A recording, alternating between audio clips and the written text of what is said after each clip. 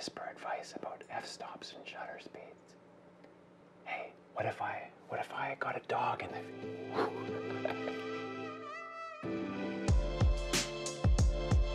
Hey folks, how are you doing?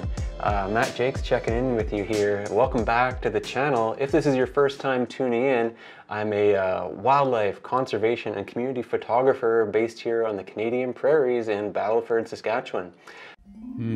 Hey Matt, do you think it would be a good idea if you asked people to subscribe right about now? Maybe, eh?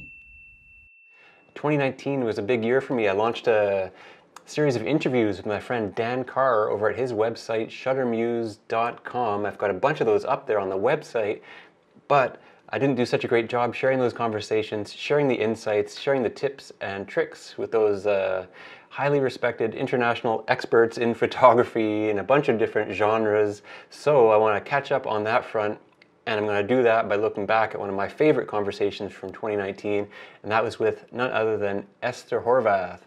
If you haven't heard of Esther, she's a polar photographer, definitely a unique niche that you're not hearing about that every day, that's for sure. So she focuses on the Arctic and Antarctic and has a particular passion for sea ice. Right when I had that chat with her, she had just returned from a major expedition to Antarctica, and shortly after I had a chat with her, she just undertook a massive months-long expedition back out on the sea ice over the winter in the Arctic. I'd love to have a follow-up chat with her to hear how that went too. But let's just dive right into this conversation here. This is also one of the most popular posts that I'd ever done over on Shuttermuse. Looks like here we've got 472 shares of that story, so I know this resonated with readers over there, and I hope you're going to get a lot out of this conversation too. Let's just dive right into that interview now and enjoy. We'll see you on the other side.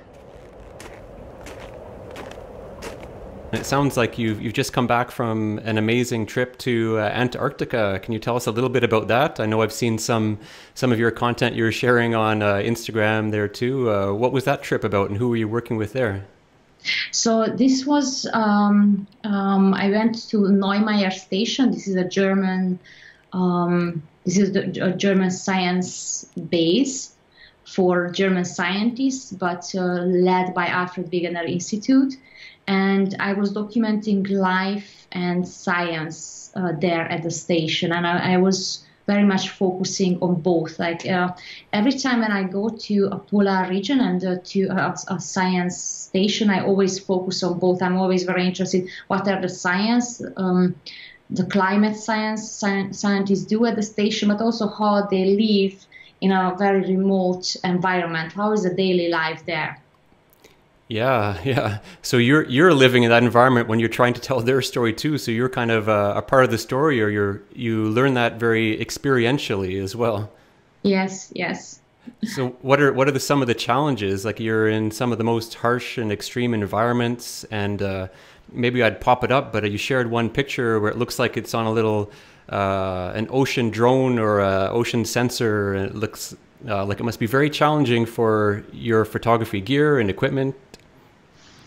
It's each place has different challenges, and the weather is definitely one of them, and the cold temperature is definitely, and it's very interesting. But even in the coldest temperature, my biggest fear is not to sweat. So even if it's minus 40, for me the biggest challenge how to dress that I don't start to sweat, because that's even in minus 40 you can do that, and that's the biggest. That you can get really cold and you can get really sick, and that's something that's one of my biggest challenge. And the other is that how do I keep my equipment working, that in minus 40 the batteries can die very fast, and also focus and zoom freezes. So after a while, like being outside for 10 hours in minus 40 Fahrenheit, zoom and focus stop working. Wow. So how do you work around that? Are you just kind of like setting a fixed focus for a lot of things, or? It's I try to work with F16, for example, so that I can make sure that majority of my kind of everything is focused. That's also the way how I work. I like to have everything sharp in my picture, but especially like working outside, that's easy to do, and it's better to work with fixed lens. So not with zoom lenses, but if I use zoom lenses, then I have to then I put it on 35 and that's it. And then I'm not changing it because I won't be able to change it after a while. Oh wow! So if we can dive for a minute more into gear, I don't want the conversation to go there entirely, but so for some of those shots where you've got cameras in remarkable places, are you using you're not using your DSLRs for that, are you, or what are you putting in those risky spots? I'm not sure which image you mean, but I'm using DSLRs. Okay. Well, yeah, there was that. It's right now. It's the cover page on your main website. Ah, okay. That's not a DSLR. Okay. Okay. Yes, that's a GoPro. Oh, okay. Okay. Cool. Yeah. It's very, very rare that I use GoPro. I would say that in my entire photo life, maybe I have 2 images which I like published or used, and one of them what I sent you, with the boat, and there was also no other option but a GoPro. Wow. Yeah. So yeah, sometimes I always have the GoPro with me, but usually it's just waiting in my bag. It's part of your backup contingency planning, or? It is, but it's more for special cases because as backup it won't work in these temperatures. It dies very quick. Oh yeah. So after 2 minutes, it's gone. Wow, amazing. So yeah, you're doing some pretty inspiring work, and in some amazing environments, and telling some interesting stories. That's very important for what's going on right now. But I'm curious, who or what inspires you? What motivates you to get out there, or who are you looking up to? What motivates me is the changes in these polar regions, that especially in the Arctic Ocean. Arctic Ocean is the place which changes rapidly, and the most rapidly changing environment on our planet. I feel that having the access to this environment, I feel responsible as a documentary photographer to document changes there. And also my interest is are people and scientists. They deliver information, because we all know that Arctic Ocean melts. But who are the scientists? They deliver this information for us, and how do they work in this environment? That's what I'm really interested for. And I try to tell the story, the scientific finding, through their life and through their story, that how they do this science and how they live in this environment, and try to pack the story visually together with their life, how they there. Yeah, I think that's so valuable, where you're telling the story of the individuals. It's about the people. They're at the core of that storytelling, because, just for me to reflect on that too, I feel sometimes we're in a time where if a report comes out and it's just an article, and it's just saying the facts of the report or the latest science, there's so much doubt now, unfortunately, about science, or skepticism around science. And I think if you're shedding a light on how the science is being done and who's doing it, it's a very rich storytelling that you're doing there. Yeah, that's what I'm really interested for, to give faces to scientists. Excellent. Yeah. So would you have anybody that you would point to say that has personally inspired you, or whether they're a photographer or not a photographer? Yeah, I have actually a lot. And so I will mention some names, but there are much more. I can tell a really long list. I'm usually inspired by stories, and also the way how photographers work with their stories. And just some of the names I would mention is definitely Amy Vitale, Christina Mittelmeier, yes, yeah, Lindsay Andario, Paul Nicklin, Brian Scarry. But there are also a lot of other photographers who works and whose stories inspires me. And I always looking for stories, that how photographers can tell stories. That's what I'm really interested for. Wow. Yeah, definitely a great list of photographers there that you mentioned too. So, yeah, definitely inspiring work. And I was just doing some reading or doing my own research for this interview too. And it looks like you're working with some pretty cool other organizations. Like, can you tell me about Girls Who Click? What's that all about? Oh yeah, Girls Who Click. The chair and the leader is Susie Esterhaz. Mm-hmm. She's a award-winning photographer, and she is the head of the organization, and with the goal to educate girls in this man-dominated field. So in photography, still roughly estimate 20% women, 80% men. And we give, or the organization offers free workshops for girls, and try to inspire for conservation and wildlife photography. Wow. No, that's very cool. So is it a worldwide organization then, or where are these workshops and programs happening? So far it was only in US, but from this year we would like to start the international workshops, and we would like to start with Germany. Okay, excellent. Well, that's really exciting. And you also work as well with the International League of Conservation Photographers, that's right? And yes. Can you tell me about them as an organization, or how have you been connected with them? Or yes, so it is it's an organization which collects or it's an organization for photographers, I would say that way, who work with conservation stories, and it's an organization where you have to apply and be be a member of the organization, and it's really an honor to be in the group with other photographers who work for the same reason, and they have the same motivation to further conservation through photography. Myself, kind of having been on a journey in photography for a little more than 10 years too, I'm just only recently coming to connect that passion for taking pictures and gear and equipment and learning all about photography, to connect that passion with a purpose. But it sounds like so much of what you're doing is very purpose oriented. So is there anything, like, what do you shoot when you're not shooting for a client, or you're not shooting for a project? Do you do personal projects too, or?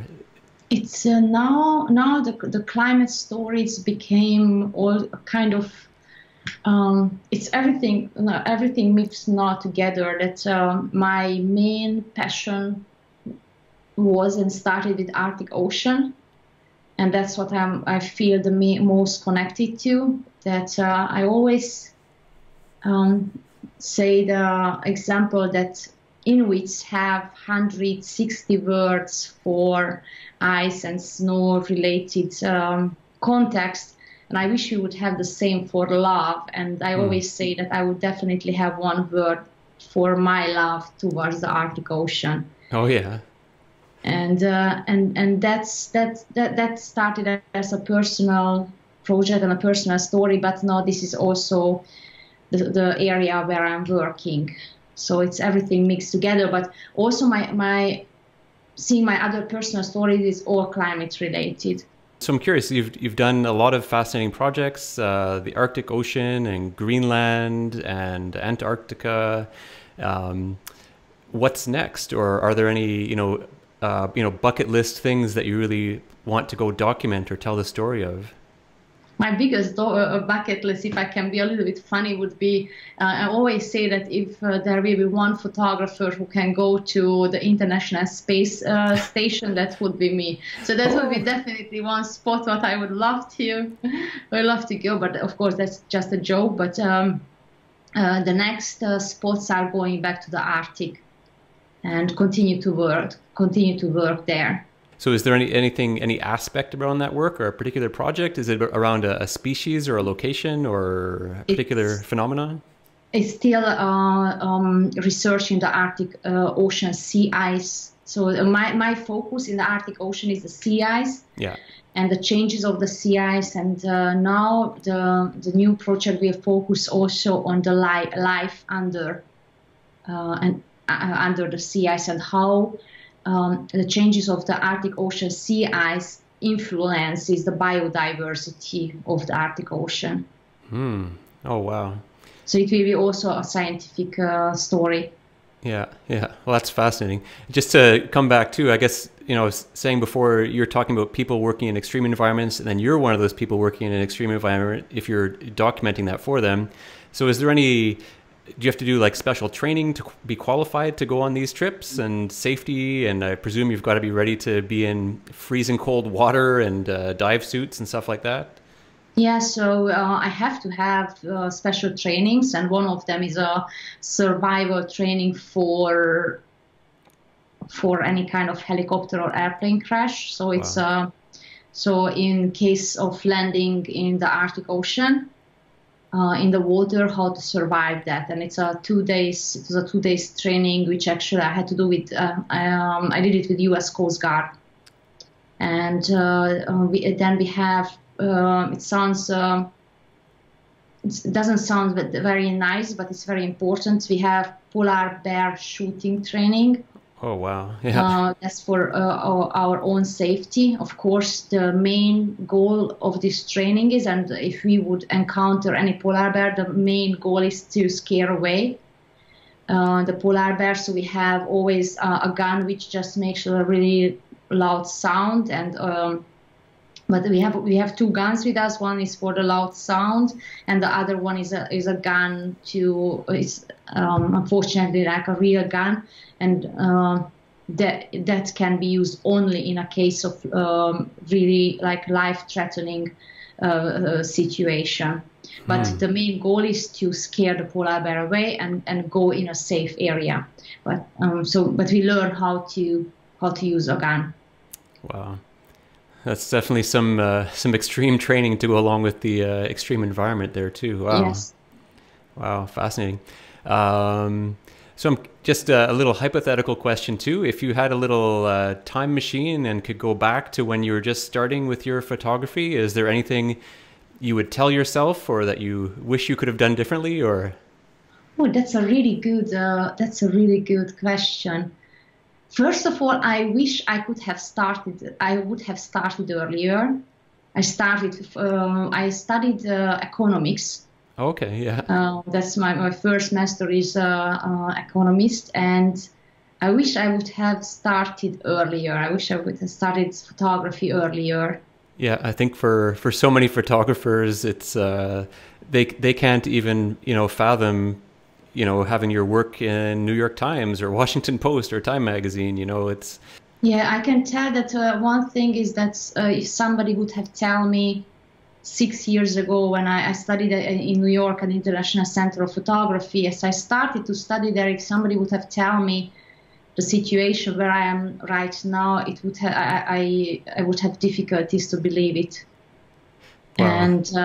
But I think that everything it's possible. It's a lot of work, and I really worked a lot the last 6 years. But I think what is important to trust ourselves, and just what is important, I think, in photography, to find that what we are passionate about, and to find the topic we feel passionate. And if we find that, I think that can be then can be successful, and we can reach our goals. But it's important. I remember when I studied at International Center of Photography at the very beginning, I did a lot of things. Yeah, I tried a lot of different things, and I tried daily assignments, and I worked for an entertainment business, shooting celebrities, and I did a lot of different things also to try to make money and to try myself. And I had in my head a dream what I want to be, what I want to be. But in the same time, I was using my time, and I was for other things. But I got to a point, and it was the assignment from the American magazine, from Audible magazine. And after I came back from this assignment, then I decided that I have to focus all my time even if it's at the beginning financially not the best solution, but still I have to focus all my time on the dream and on the goal and on the photography I want to do. And that was when I cut all other assignments. So I did not do any daily assignments anymore, and I did not do any celebrities and nothing, because I decided the time what I'm using for these other things. Now I want to use this time to make my dream come true. Wow. And that's when I started to do a lot of research and started to learn a lot about Arctic Ocean and talking with scientists, and to make it happen that I get into the door and I get into the house or into an institute. Oh, wow. So that's definitely a great journey from kind of being that generalist to being a very focused on a niche area in photography. And I think a lot of people struggle with that. If they have that one thing that they're super passionate about, but then you want to pay the bills, or if somebody's calling you to shoot a different assignment, how do you find that to say no? Yes. I think it's always good to have, because we have to pay our bills, and it's always good to keep, and we have, there are some fortunate people, they don't have to worry about that. I was not one of them. So I also had to make sure that I have assignments or a work or something which pays my bill. Yeah. But everything what is not necessary for that, I let it go, and to make myself free and my time free to develop and go towards my dreams. Oh, excellent. That's really, really inspirational, I think, too, to hear that story. I talked about, people that you looked up to or you're inspired by. We're also trying to, for the website, look at or get inspiration from perhaps what you're reading. Are there any books or photography books or other photographers that you read right now, or that you've really been caught up by? Right now I'm reading the Sixth Extinction book. Okay, yeah. And that's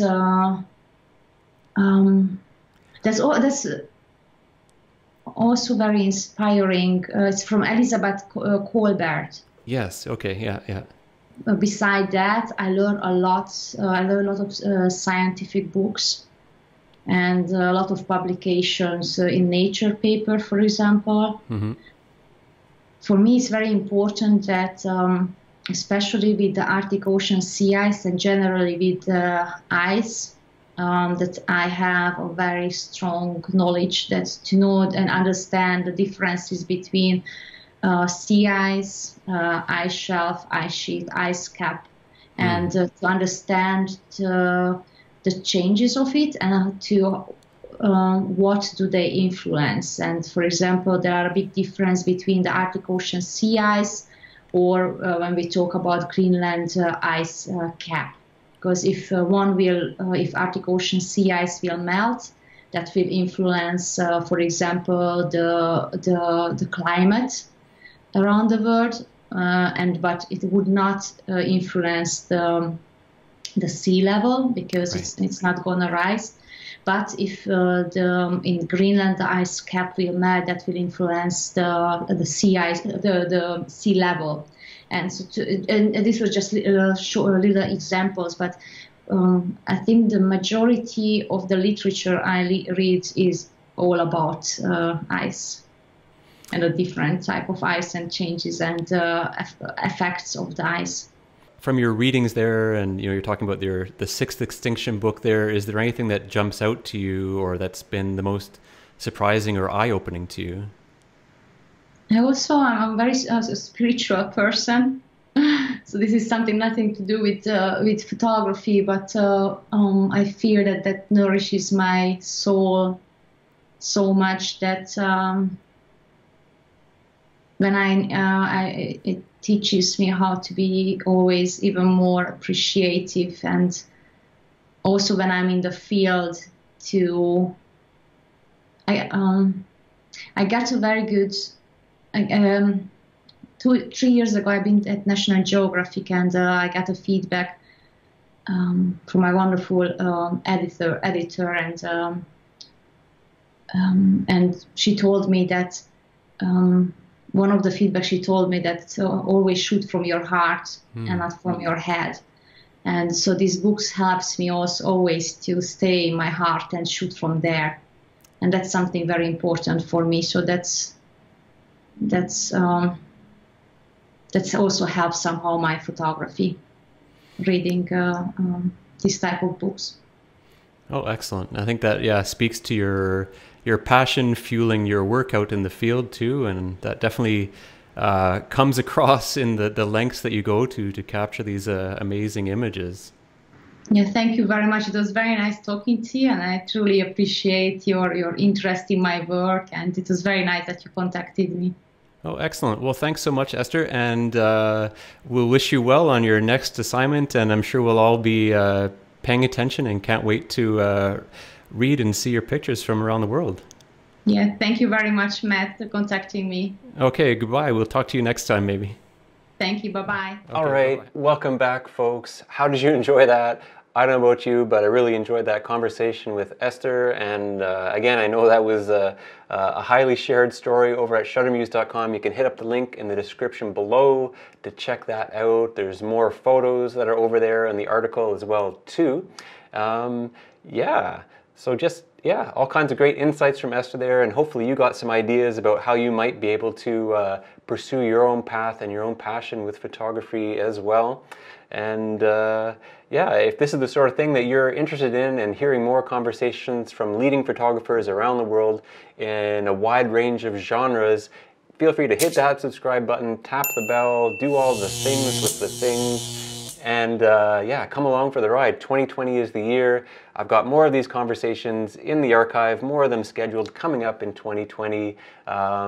Gear reviews, these interviews, tutorials, all kinds of stuff, as well as a little bit of sharing my own adventure and story as I work on some assignments over the course of this year too. So come along for the ride, hit subscribe, and we'll see you next time. You have a good one.